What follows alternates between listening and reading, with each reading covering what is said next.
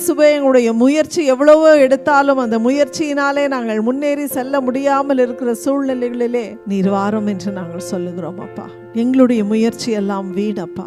நீர் வரும் பொழுது எங்களுடைய வாழ்க்கையிலே நாங்கள் முன்னேற விடாமல் இருக்கிற எல்லா எதிர்மறையான சூழ்நிலைகளும் அது நின்று போகிறது இயேசுவின் நாமத்தினாலே.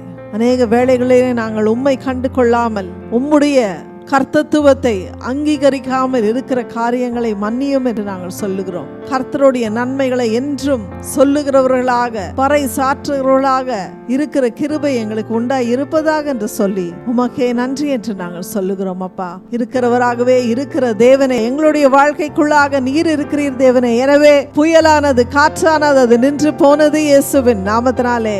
இருளான சூழ்நிலை அகன்று போனது இயேசுவின் நாமத்தினாலே.